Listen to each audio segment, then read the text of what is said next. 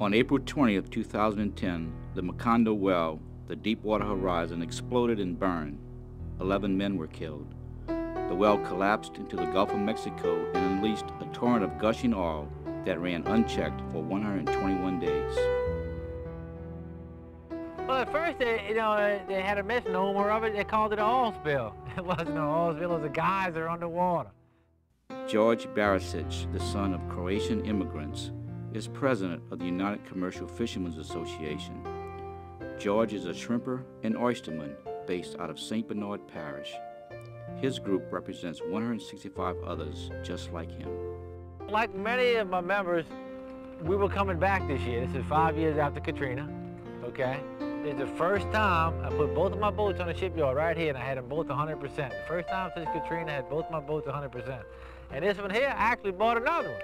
I was actually crazy enough because I knew things, the price was up, conditions were going to be good, and fishing is cyclical in nature. You know, so we were going to have something to do and finally get ourselves right again in April 28th. Whenever it happened, the world changed for everybody. My boat's completely down. My oyster beds are completely destroyed. All my oysters are dead. All the oysters are bedded. I mean, it's all dead. I'm looking at a long recovery. We don't know yet what all the findings, the water and things. We have to make sure all of that's right. We got to build the confidence of the people back by doing the things we need to do.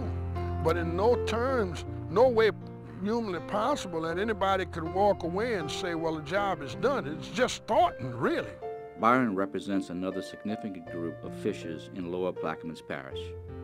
The Louisiana Oystermen's Association is a very diverse group, including Vietnamese, Cambodian, Hispanic, African American, and Native Indian fishermen.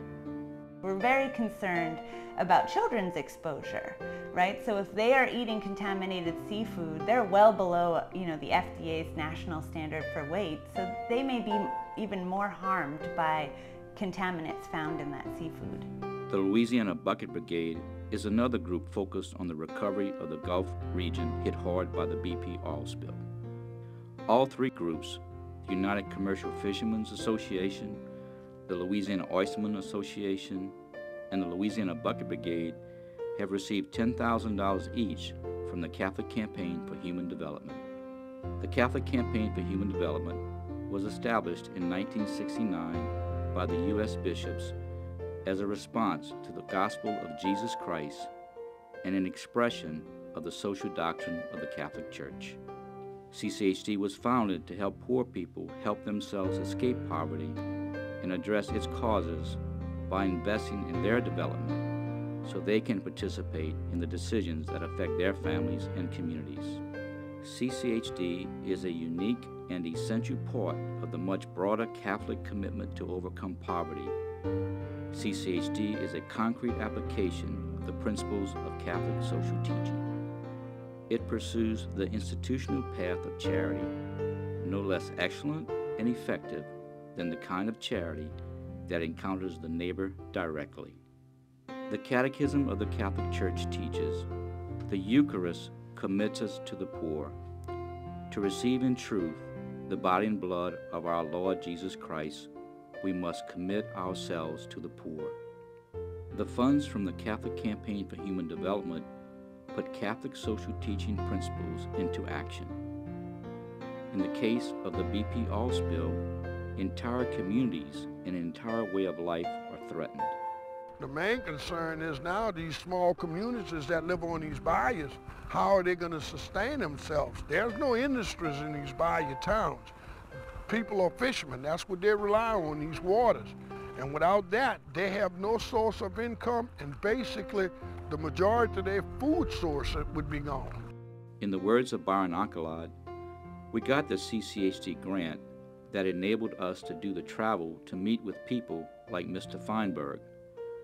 Feinberg now has a better understanding of the oyster industry, and we showed them that we're different and we need to categorize the claims. I think he understands that now. The work that we did enabled us to help the oystermen in need. We still have a lot of work to do to make policies that will advance the oyster industry in our region. The CCHD funds were crucial in our advocacy efforts. From the Gospel of Luke, "He has sent me to bring good news to the poor, liberty to the captive, new sight to the blind, and to set the downtrodden free." There is perhaps no group more downtrodden or overlooked than the fishermen of South Louisiana after the BP spill. The experience of Vietnamese American fishermen was especially difficult after the spill. The language barrier was almost insurmountable. They have some really serious problem now with the fishermen.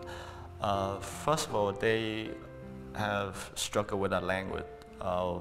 There is many programs out there for the fishermen, but they don't speak, read, or write English.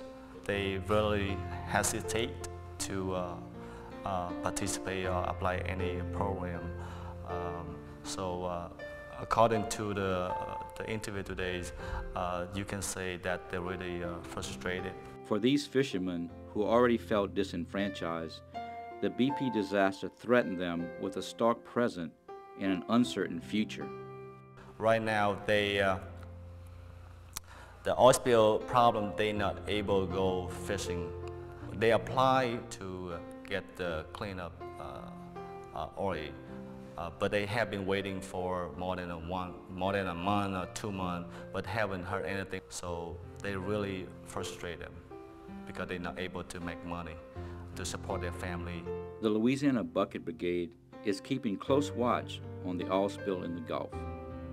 The group's goal is to limit toxic exposure of communities. They're pushing for more rigorous testing of seafood and monitoring the human toll.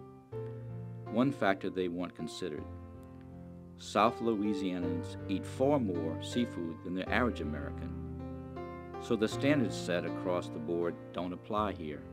We want to make sure that they understand that, you know, people on the Gulf Coast consume a lot more fish and seafood than many other people do, so you can't take a national standard and apply it to the Gulf Coast. That's just not happening. So we're involved right now with the National Resources Defense Council on doing seafood surveys in the communities to really find out what fish consumption is like in these neighborhoods, so that we can ask them to apply that standard as opposed to a national standard. Ann Rolfs is founding director of the Louisiana Bucket Brigade and says the Catholic Campaign for Human Development has helped her group make a difference. Catholic Campaign for Human Development has been a really strong partner of ours for a number of years. Before this oil spill ever happened, they were really with us at the side of people who live next to oil refineries and chemical plants in Louisiana, who are absolutely impacted and who are overlooked in this state. And one of the things that I've always appreciated about CCHD is that they really are helping, I think, the least powerful people. South Louisiana fishermen are in the unusual position of feeling powerless these days. Powerless against an oil giant and a slow claims process. Powerless against so many unknown factors that will impact the way of life they love and hope to pass on to children and grandchildren and generations yet unborn. It's the uncertainty that many find hard to handle. They really don't know how their future look like. They don't know in next year they still able to fishing, or they don't know in fishing industry will be exist. What scares us the most, as these boats may even go back to work, they start turning up that water, and those plumes and those oil deposits that's down on the bottom, they're gonna get disturbed. So whether we're gonna see oil pop up from that, we don't know yet. There's too many things that are still uncertain. Pope John Paul II said, "Humanity, if it truly desires peace, must be increasingly conscious of the links between natural ecology, respect for nature, and human ecology. Experience shows that disregard for the environment always harms human coexistence, and vice versa.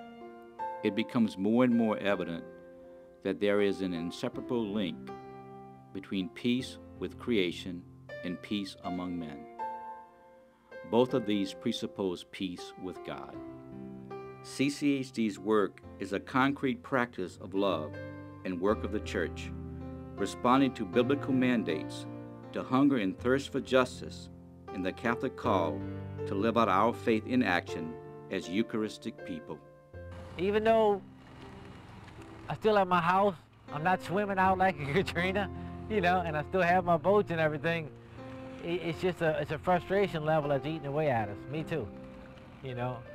Everybody says, Mr. George, why it doesn't bother you? You come out swinging all the time. I said, let me explain something to you. I said, my mom and dad come over from Croatia with nothing but what they call ass and face. No help, no nothing. You know, they pledge allegiance to this country and they made a life for us. So I'm genetically bred not to quit.